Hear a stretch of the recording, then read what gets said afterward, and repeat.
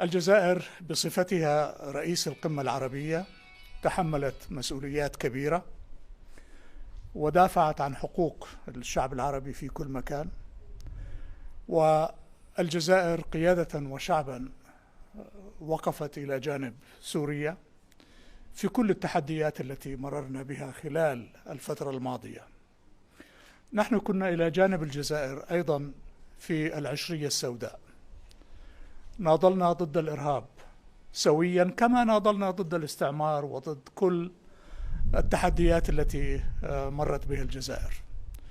وشعرت هذا اليوم خلال هذا اللقاء مع فخامة الرئيس بأن لا أدري إذا قلت شعبي الجزائر وسوريا أو شعب الجزائر وسوريا أيهما أصح، لكن في إطار السيادة نحن لابد أن نحترم كل هذه القيم. شعرنا بأن الجزائر ذات العنفوان، والجزائر الجاهزة دائما للدفاع عن مصالح أمتها ما زالت هي الجزائر التي نعرفها. فخامة الرئيس أكد على أن الجزائر لن تتخلى عن سوريا مهما كانت الصعوبات، كما كانت سوريا إلى جانب الجزائر في كل التحديات. وهذا هو ما نتطلع إليه من علاقات قائمة بين البلدين. قد نستخدم الآن تعابير استراتيجية وتعابير تضامن، لكن تبقى المشاعر الحقيقية هي المشاعر الصادقة في إطار التعاون.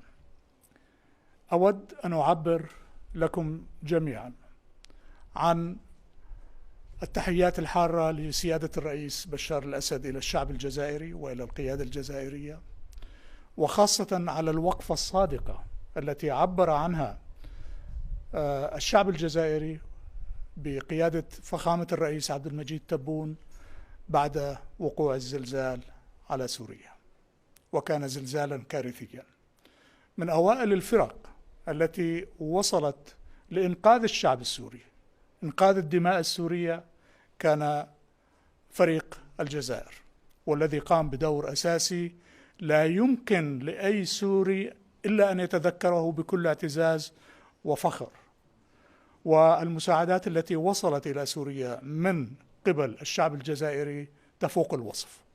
الجزائر بصفتها رئيس للقمة العربية أيضا وقفت إلى جانب سوريا، وتعرفون أن الجزائر كانت تريد أصلا أن لا تكون الجمهورية العربية السورية إلا في قلب الحدث العربي، في قلب الجامعة العربية، في قلب التضامن العربي، في قلب العمل العربي المشترك من أجل تحقيق إنجازات على صعيد الواقع العربي. وكانت الجزائر قد استضافت بعد القمة وقبلها أيضا وفودا فلسطينية من أجل توحيد العمل الفلسطيني في إطار مقاومة صهينة الأرض والإنسان. وهذا الموقف الذي تتشارك فيه سوريا مع الجزائر يلقى كل احترامنا.